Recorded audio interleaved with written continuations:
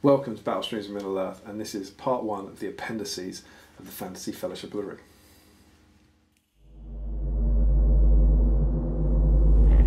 One ring to rule them all, one ring to fight them, one ring to break them all, and let the darkness bind them.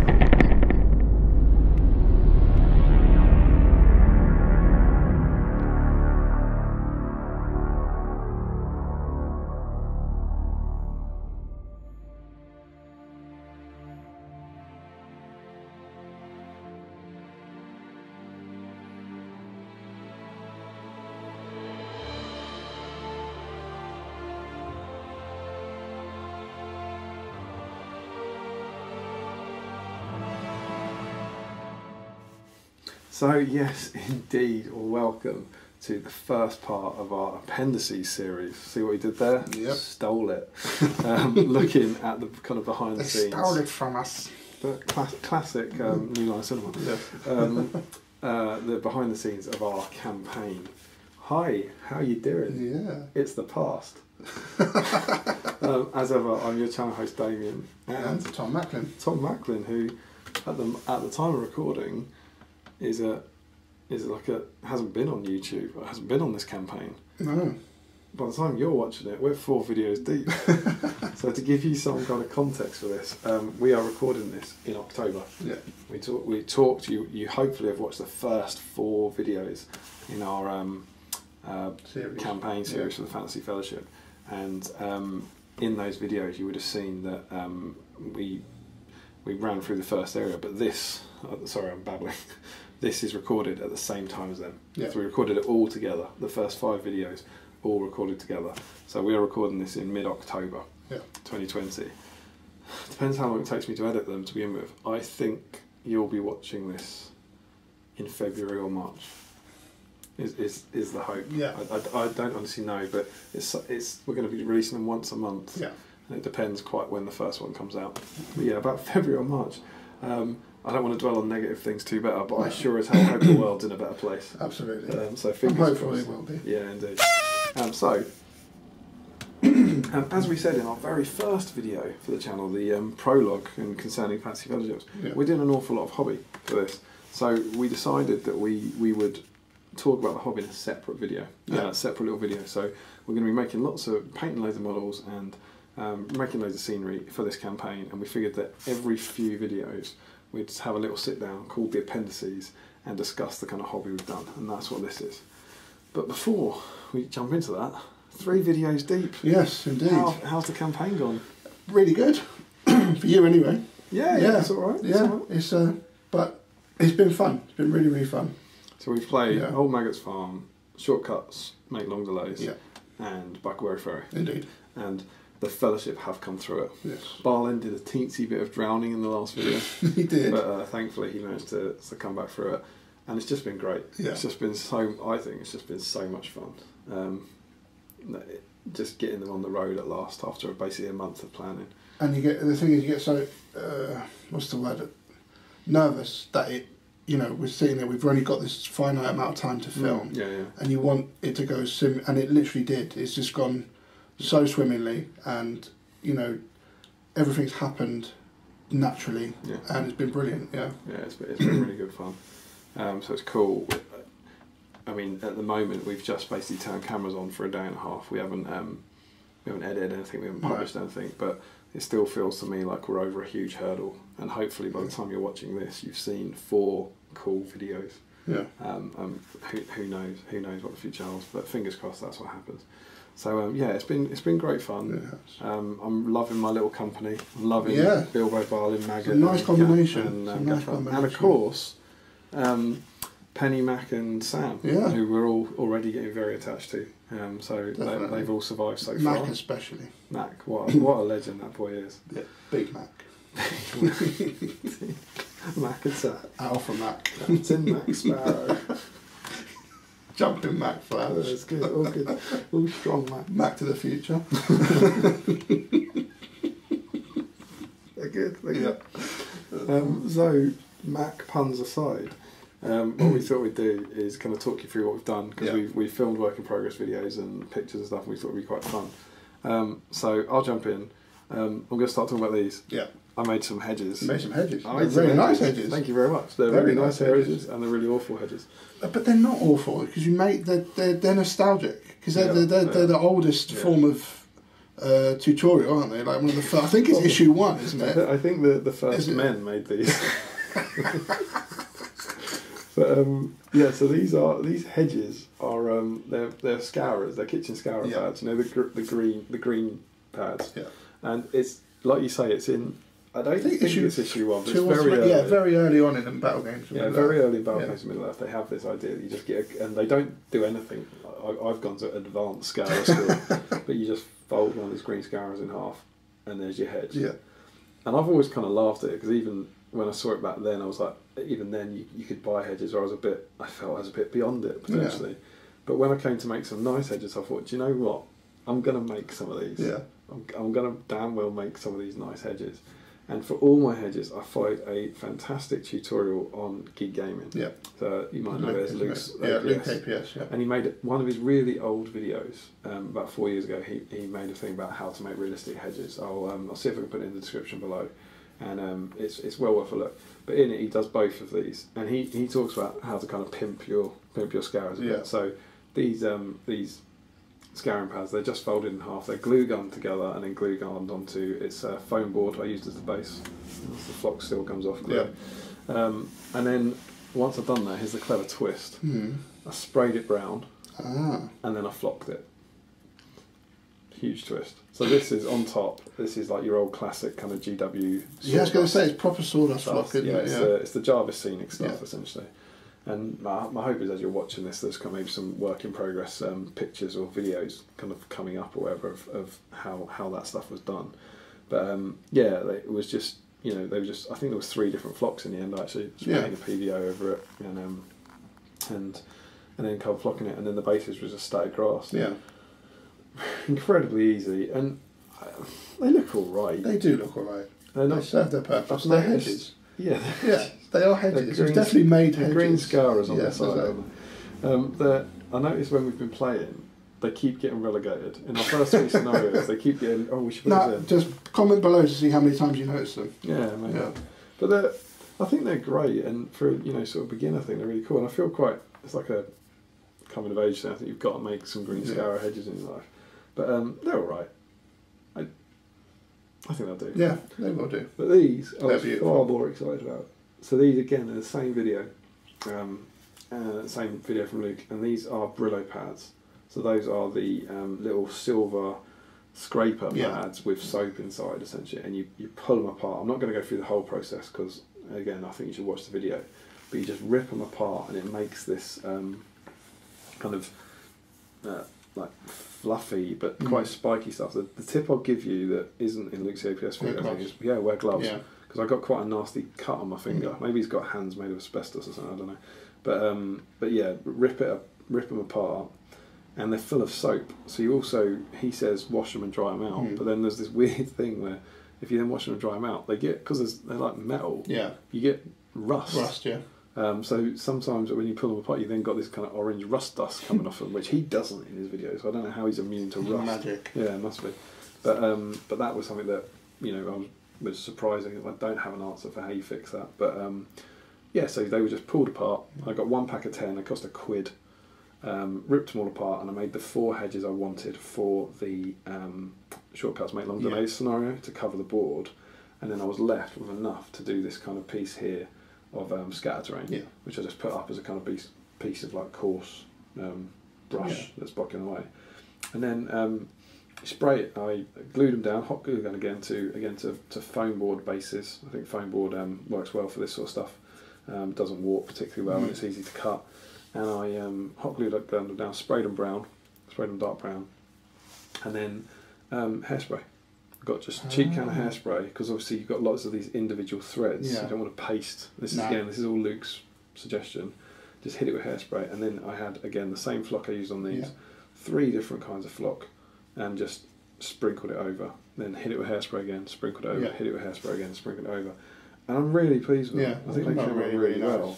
And again, I've never done anything like this, and I think they look like kind of wild, shirey Middle Earth hedges. Absolutely. And particularly, I think these suffer by comparison.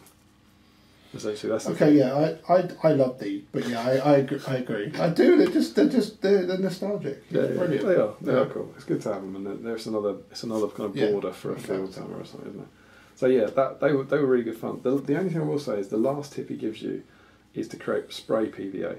You put PVA water in a spray bottle to seal them. Yeah, put some fairy liquid in it, and I sort of followed that and I did it, and it obviously, I don't know if I did something wrong or if I was using a different flock. He talks about foam flock a lot instead of sawdust flock, but you can see a slightly bright green inside, and that was that. So I pumped it all over, and it reactivated something. Yeah, I never put that bright green on it, so I don't know what it reactivated. Ooh. But it brought this kind of bright green colour that I didn't like, and so after that, I then went back and hit them with hairspray and covered them in flock again. So there's actually like about 6 layers of flock on these, which I think it's worked well. It has worked well. It gives a kind of a lot of depth to them almost. But yeah, so I wouldn't say don't do it because Luke knows what he's doing far more than me. But I would be kind of heartbroken if that. You can actually see it on. I think you can still see it on one of them. I saw it the other day. There's like a green. I feel like there's a green strip along one of them, isn't there? No, maybe it's the light or something. I feel like there's a bright green strip along one. I can't see it there. But yeah, so that was them. So I love these. I'm really happy with them, and I think they work brilliant in the game. Yeah. We've used them in all 3 scenarios. Yes. And I think they look cool on the table. So I'm well chuffed with those, and just static grass again around the end. I bought a big bag of bush static grass for about £9, which is static grass everything here. And you still got tons left. Yeah, I've got loads left. Doesn't look like I touched it. Yeah. So that was a good little buy. I think it's on Amazon. So yeah, love the hedges. That was all Luke's APS. So so cheers, Luke, for that video from 4 years ago. So those are kind of hedges there. Yeah. And then I suppose if we move on to like Farmer Maggot's farm, where we've got a lot of stuff from. You started. Do you want to kick off on your project? Yeah. Well, like I said, my first terrain build, and I didn't have a lot of materials at my disposal apart from what you gave me. So I'm going to just pretty unconventional base, and you will never ever guess what I put the foam like. I double-sided sticky tape the first layer of insulation foam to the base, and that base is a thin layer of photo frame perspex and cardboard. Literally 2 thin layers, and I thought the perspex wouldn't cardboard. It's a thin layer of cardboard. What, in the middle? Yeah, so it's on top. So as the base, so around here. Cool. That's with all the textures. That's just cardboard. That's a thin layer of cardboard. So it's like I don't think anyone's ever gone to the trouble of cutting. It was at home, and I was like, that photo frame's not being used. So I just grabbed the perspex and just cut into it. I always use photo frames for display boards. Great edges for display boards. But yeah, so that was an unconventional base for it, but it worked, and it's all I had within the time, and didn't have the time or money to go out and buy the standard sort of foam board that you start on. But it worked. Absolutely. So then I built up the layers of foam, carved it into a rough shape just to get the idea of what I'm going to build. It is a big hobbit hole, but I think it really helps with the kennel. It does, yeah. The giant hobbit. Yeah, but at the same time, it's built into a hill. The house itself doesn't have to be. I mean, to be fair, if we're assuming that none of them are underground, which I don't think they're meant to be, no, I think that's a far more reasonable size for someone's house. Yeah, absolutely. Than the little ones. Exactly. Yeah. So I think it's a good size. Yeah. I like it. So yeah, I did that. So obviously, cut the foam into shape, got the shape I wanted, and then I added filler mixed with some sand, which is cement, yeah. In hindsight, which is probably a step that I wouldn't do that way. I'd do filler and then sand it down and then cover it in sand for a bit of texture, but it still worked well for my first attempt. Also, just to add, I have sort of roughly modelled it on my own home. That's cool. Yeah, so roughly. So the pathway leading up to the door is sort of beige and terracotta-y sort of coloured paving slabs, which we have running through the front right through to the back garden. Oh, that's lovely. So yeah, that was sort of and also if you notice behind Farm Maggot is a white door with a gold knocker, which is my front door as well. We have a white door with a gold knocker. And then the lavender going around another path. We don't have lavender in the front garden, but we do have some in the back garden. So I thought I'd just run it down the side to Yeah.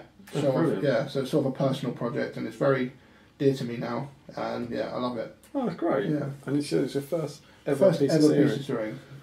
But I'm down the rabbit hole now, so it won't be the last. How did you find the Hobbit Hole kit? It's amazing. The Forge World kit. Yeah, the Forge World kit is absolutely. It's incredible. It just does what it's meant to do. There is a cheeky back window here that you may never have seen. Yeah, we got Damian gave me a spare window. So yeah, I had one knocking about from when I did that. I thought I'd give them a back window, definitely. Well, that's good. Yeah, a back window. But yeah, the Forge World kit's incredible. Makes life so much easier, rather than carving a hobbit hole and making out of balsa wood door frame stuff. You were normally at least following the guidance Scan the Shire, but yeah, sort of. Yeah, it was an inspiration. Yeah, I did glance over it just to get the rough sort of idea what they did in that, and then obviously took it in my own direction. Yeah. That's super cool. Yeah. That's great. I was very happy with it. But yeah, that you obviously saw that in our very first video as the centrepiece. Yeah. It's great with some Andrew Pennington tufts. Indeed, yes. Andrew sent it to me very kindly, and they look really, really nice and vibrant. Yeah. It sets it off. You know, it did look nice without them, but then when I started putting them on, I was like, yeah, that's perfect. Yeah, very shirey. Yeah, definitely. Really, really good. Yeah. Cool. So you enjoyed it? I did. Looking forward to the next build. Yeah, absolutely. Wicked. So alongside that, there were some other bits because we found that it was really interesting reading that first scenario and go, we've got to do this, and go, oh my god, you need so much specific scenery. I haven't got a hobbit hole, so I haven't got a hobbit hole. I need a kettle, I haven't got a kettle. I need a field, a fence field, I haven't got a field. And so we had a lot to make for that very first one. So I took on the kennel, as you can see, for Mac, Penny and Sam. Really, really simple. It's just made out of balsa wood. Like the roof comes off. I built it in an evening.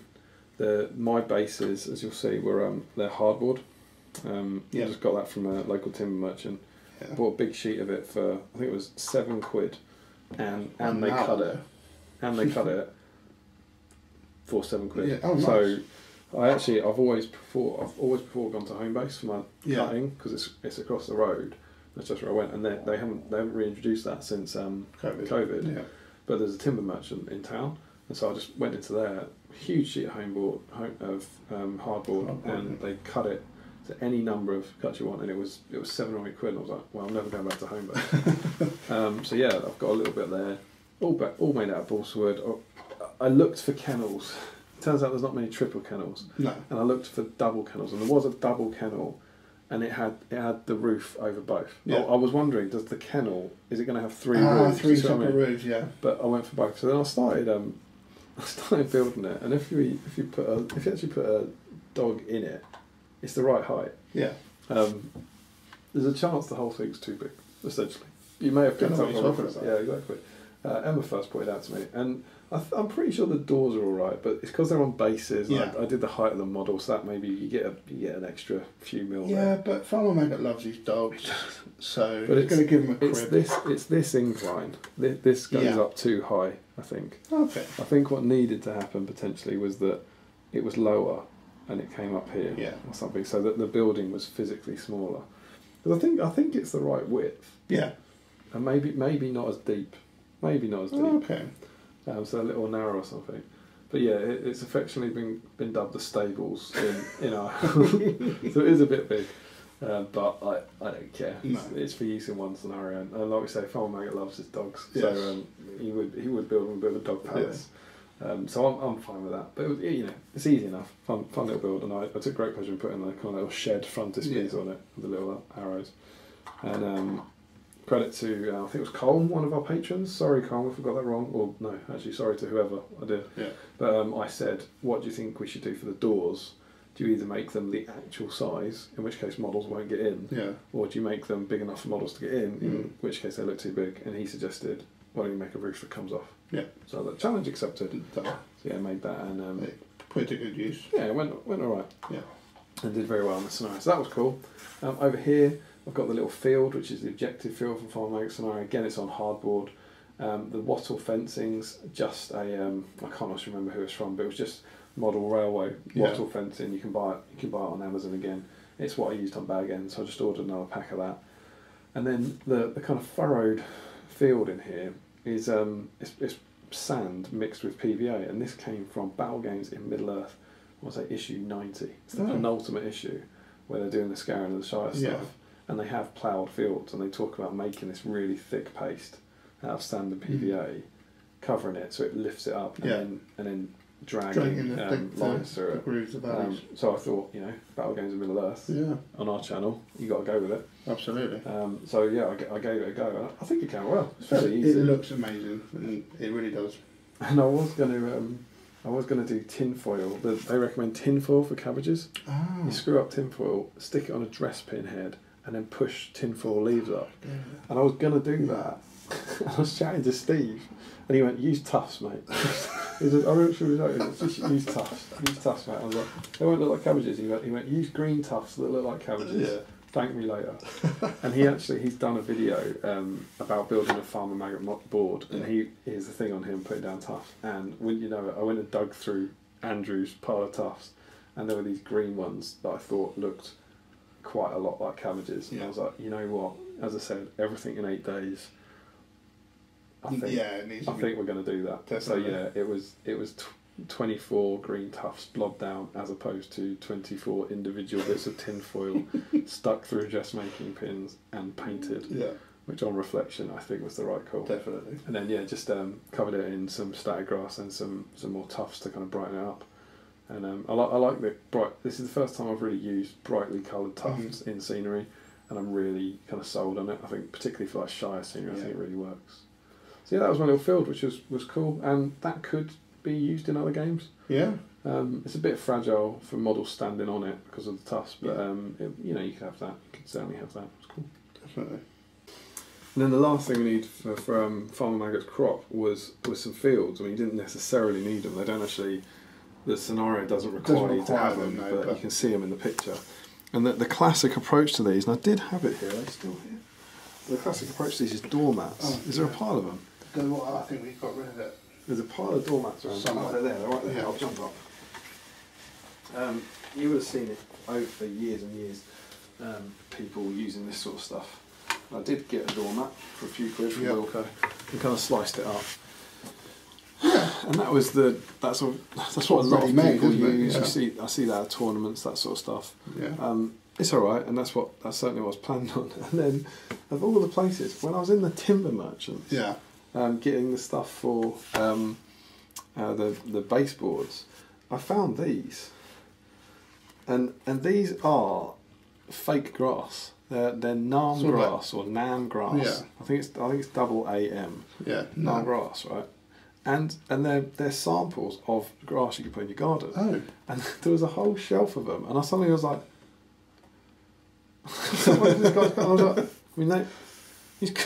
timberman. That's a selection of hobbit fields. What you've got there. I just didn't know it. Yeah, and I picked them up, and I was like, if you look at the size of that's perfect.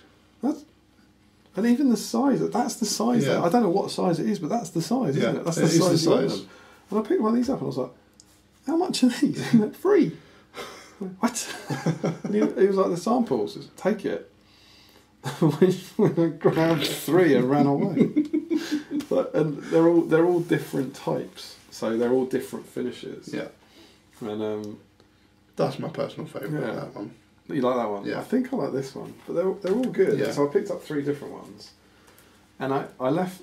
And I thought I could. They were green, obviously. Yeah. They're grass, and the base is this weird bottom of AstroTurf stuff. Yeah. I'm not quite sure what it is. It's all stitched in. But I decided to paint them, so I sprayed them brown and just dry brushed the hell out of them. And they take dry brushing really, really well. Yeah. Because of all the texture on them. And I was pretty happy. And then I know it sounds silly, but I glued the tiniest bit of static grass all around the base, and it just makes such a difference. Yeah, blends it into the table. It blends it into the table nicer, and I think it really sets off. These are amazing. Yeah. And then these are the ones that we've used in. I think we used them in 2 of the 3 scenarios. Yes, we did. Yeah. Really, really easy. Spray paint, dry brush, done. Great fields. Narm grass. The great thing is, you don't need to go to my local timber merchant.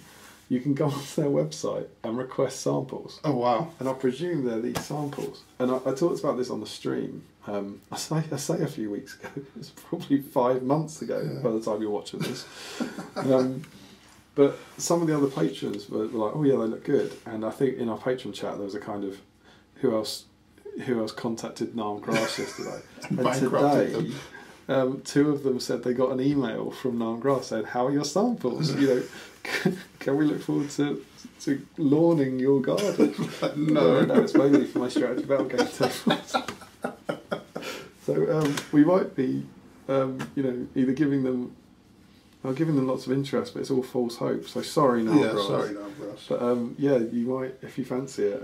They're really, really great. I think I love them.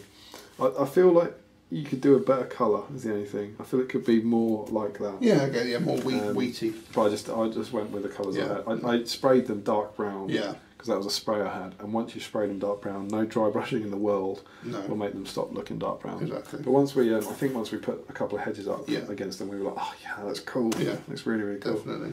So yeah, that's my Battle Streams of Middle Earth original pro tip for great fields. Narm Grass samples. I hope they're still in business. Sorry, Narm Grass. So yeah, that was all stuff made for the first two. And then certainly to my mind, the biggie is the river. Brandywine River. And Buckleberry Ferry. Oh no, I meant other rivers. Oh, and yes, possibly. Yeah, don't know what you're talking about. This could be. I don't want. Can I cash in on a brilliant pun twice in a row? Go on. The foreshadowing. More foreshadowing. More foreshadowing. Not as funny second time round, but I'll take it. Wasn't that was in the first video, wasn't it? Yeah. So that was funny 5 months ago. Oh, so it's relevant again. Yeah, forgotten about it. Foreshadowing. Foreshadowing. So this is currently the Brandywine, but it will also be 3 other rivers in our campaign. Yes, it will. Which is kind of exciting. But this was as soon as we knew we were going to do Buckleberry Ferry, I was like, well, I don't have a watercourse. I have my little stream, which you saw in the corner of the second scenario. Shortcuts make long delays, but that's obviously it's a War Master river or a SPG stream. Yeah. It's not a full size river, and I wanted to make it. I've made 2 rivers before in my life. If I can find them at my parents' house, I think one of them survived. Yeah, if you watch the Fellowship of the Ring campaign on the GBHL, the Watcher in the Water video has some pieces of my river, and I think I've thrown one. I think only one survived, but these are from when I was 10 to 20. Yeah. I made 2 of the little straight section like that, a curved section. Yeah. One of them was based on cardboard. Yeah. So it ended up looking like that. And one of them was based on cork tiles, I think. Yeah. I think that's the one that survived. But they were, I made them 10 years ago. I think they were just painted. I don't think they were coloured and then flock over the bases. Yeah. And they're hellish things to make, I always think, because the way you have to make them sit flat and match up. But I thought, for this, I'll give it a go again. Yeah. And I was completely inspired by my Watcher in the Water board. Yep, which is lovely. So when I did that for the stream, for us, which was about 6 weeks ago, I used the polystyrene ceiling tile and the PVA water effect, and I was blown away by how good it looked for a really simple effect. So I thought, well, I'll try it for a river. So you can see it here. There's 2 more sections just that aren't on here. They just wouldn't fit on the table, but they're just 2 more straight river sections, and they are just a hardboard base again. It's the same hardboard from the same wonderful timber merchant that stocked much of our. I would have gone Perspex and cardboard, but the pros choice. Exactly. So it's just a piece of that, and then it is again.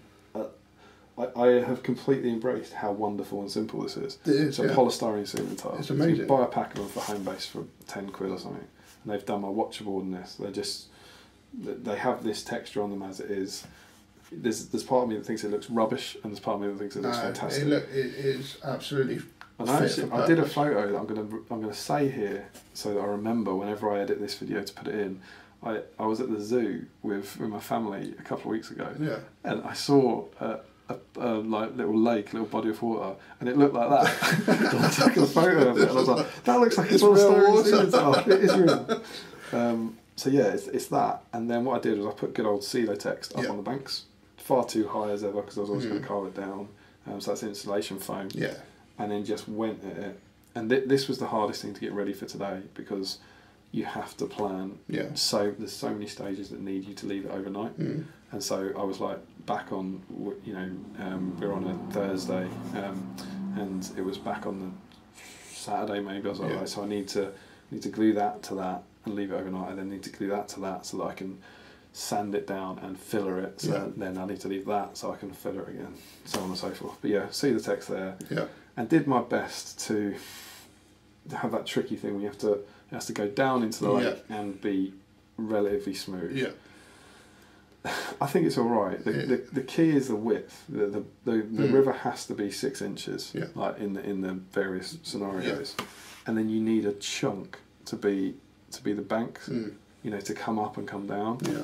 And I think all too often when you only have an inch on either side, that's where it just looks like a block to come up on. No, you definitely need that graduation. Yeah, if you are doing modular ones, the perfect world, you'd have like 4 inches there, but obviously it becomes completely unwieldy. So I went with 10 inches wide, so you've got 2 inches for each bank. Where you see sections like this, I should also talk about the shape. That obviously the other approach is that you cut them into curves. Yeah. And then you join them up, and I just went with for simplicity. So that I didn't have to bother having the stage where I actually cut the board. Yeah. I went with rectangular pieces that you would then put the curve into the banks. Mm-hmm. I think they work quite well, and what we'd literally do is I would cut a curve here, and I would glue it onto that bank. So that piece of foam is the piece of foam that came out of here. Yeah. And then all I did was I moved it slightly up. Yeah. And I think that when you put it directly opposite, it looks a bit weird. Yeah. But when you move it slightly up the bank, it then I think it gives a much more natural shape to it.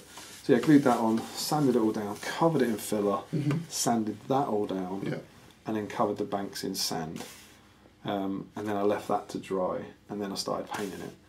And the painting it, I'm going to give a huge shout out here to Rob Cron, who's my one of my friends from America. Yeah. He's a lovely, lovely bloke.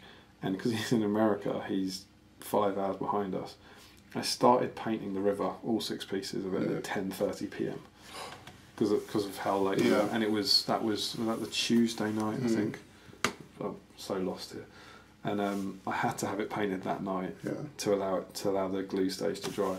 And then I sat with Rob and we chatted for about 4 hours. And I finished. I think I finished it at. I think it was 3:30. Is that right? Maybe it was 2:30. I feel like I painted it for 4 hours. Yeah. I think it was 10:30 till 2:30. And Rob was there, at a normal time. Yeah. Chatting away to me, so cheers, Rob. Yeah, well done, Get me through this. And it was just loads of dry brushing. The banks were basically just Rhinox hide, Morn foam brown, Shabty bone, and the blues were just. I don't know. I say those colours, by the way. They're not Citadel colours. What I do is I use tester pots from DIY stores. I've taken those colours over on pieces of card. They match them. And then you get a little tester pot, and it's great. And I've got loads of blues and greens and whites, and I just mixed up loads and loads of colours and just dry brushed the hell out of it. I think there was about maybe 8 colours on the blue or something, but it's really easy and really quick. And so it looks really good. Yeah, and I've probably got I think I've got one photo of it finished painting. Yeah. And I was super happy with it. And then I poured PVA glue over the whole thing, which I did for my watcher board, and it came out really well. Yeah. And so I was like, I'm going to do it again. And Rob was there, Rob screaming, "What are you doing? What are you doing to your scenery?" As you just literally go, "Right, it's finished." Glue, and it is terrifying when you do it. And I woke up the next morning and it was still very, very white. And I think I've hopefully got some photos coming up that show like the hours or whatever. Yeah. And I was like, and it was drying slower than the watcher board. Yeah. And not only was that an issue for us for today, but also I don't know if you've ever left a blob of PVA on a palette. Sometimes it dries white. Yeah. It doesn't dry clear. And I was terrified that basically at that point, we wouldn't have a river for the scenario, but also all the work I put into it would be ruined. Yeah. And thankfully throughout the day it started speeding up. It seemed to dry kind of almost exponentially. Yeah.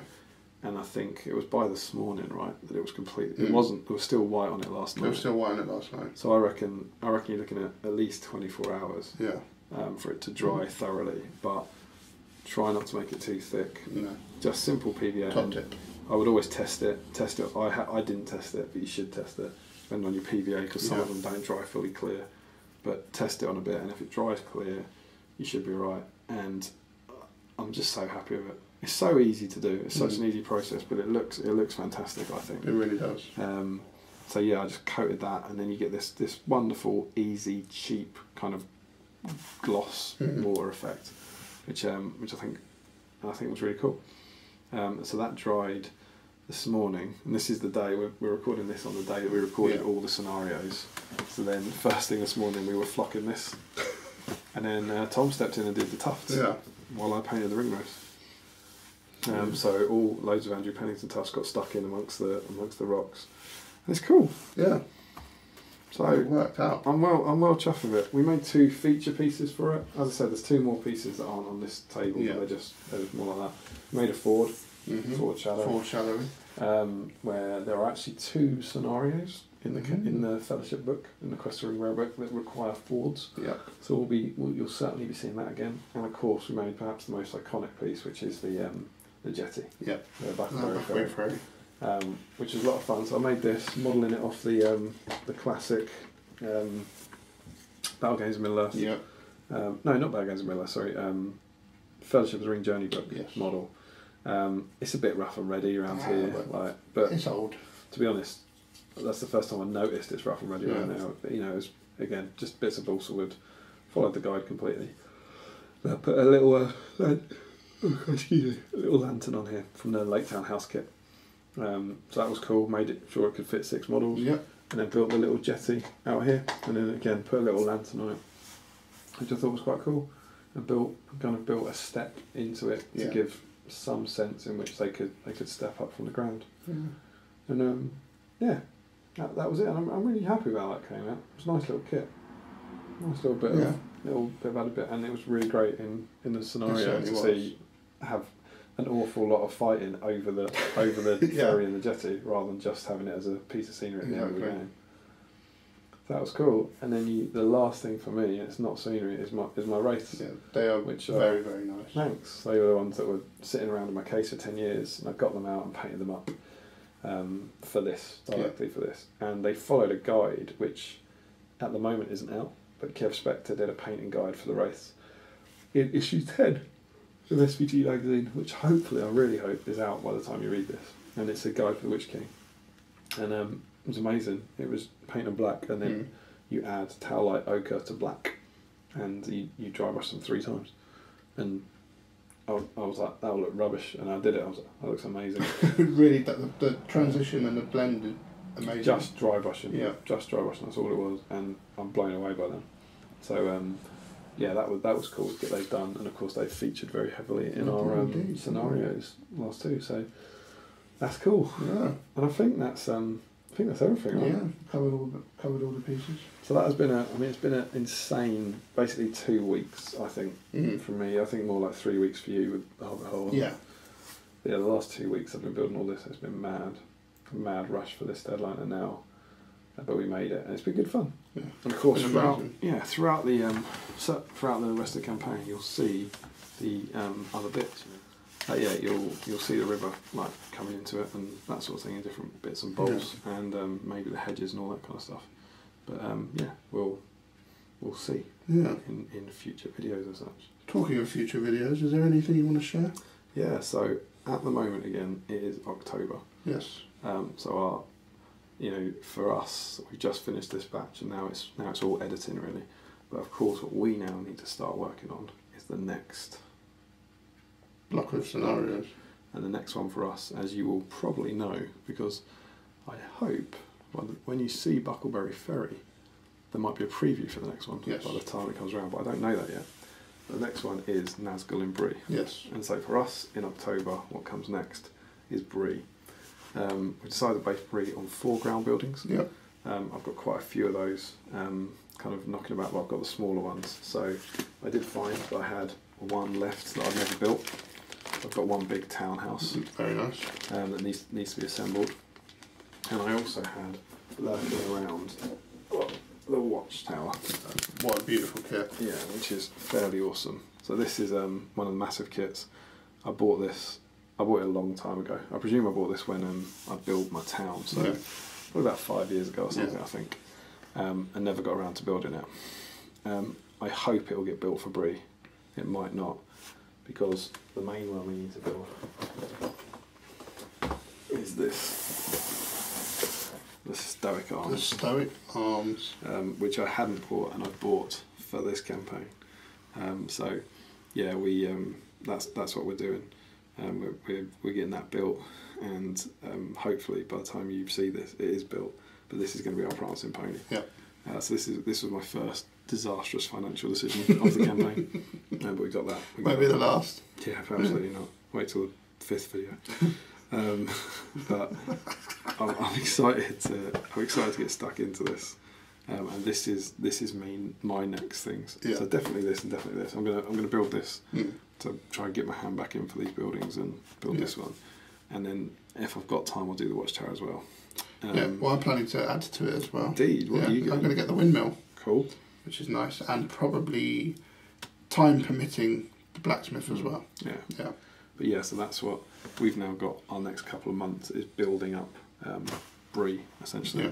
I've also mounted ring roofs. Indeed. I've got them upstairs. They've been in the backlog for a while. And I just picked up some more from 7th City. Really looking forward to getting them done with that colour scheme. Far more confident about doing that now.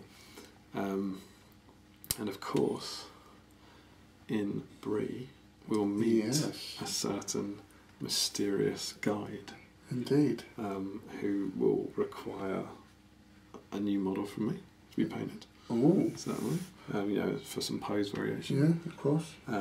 Which will be really cool. I'm really excited about. And yeah, we'll be doing that. So and also, of course, the new Foreground characters. Yeah, Barlaman and Harry. Yeah, who haven't quite turned up yet. So we'll have to get them. So there's an awful lot of stuff to get done for the next scenario. But we're relatively good on time pressure for when we'll do that. But that's that's what we've got coming up next. And what's kind of crazy to me is, as I said, we're recording this in October. This all looks insurmountable. Hopefully, by the time you watch this video, it's built and been played across. I'm hopeful it will be. And we are working on stuff for videos, 8, 9, 10 or something. So yeah, that's a little preview. So there we go. Yeah. Anything else? No, I think we've covered it all. I think that's it. I think that gives you an insight. I hope you've enjoyed this sort of thing. Let us know again. As you've hopefully seen now over the last few months, we're pulling out all the stops for these videos as much as possible and trying to make them as good as they can be. So the more you comment and engage and everything, the more encouraged we are to keep making stuff, which is what we will do as long as we possibly can. Absolutely. So yeah, I think that's everything. Yeah.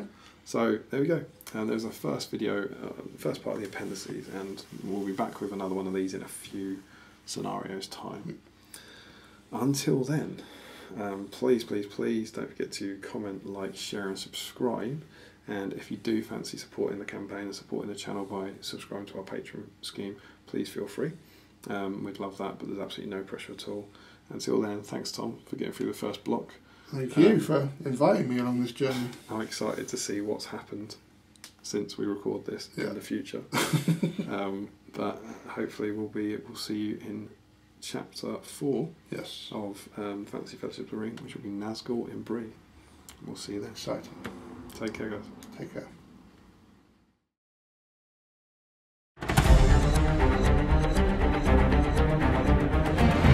I'll set the bar at a mighty swish.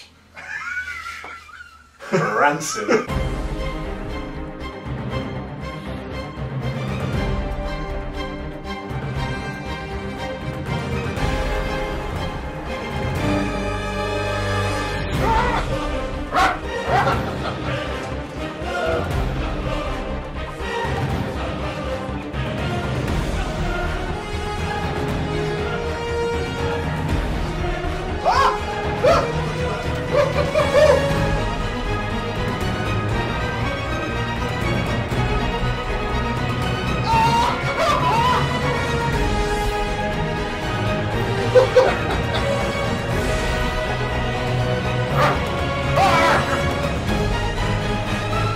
Someone's got to be wrong.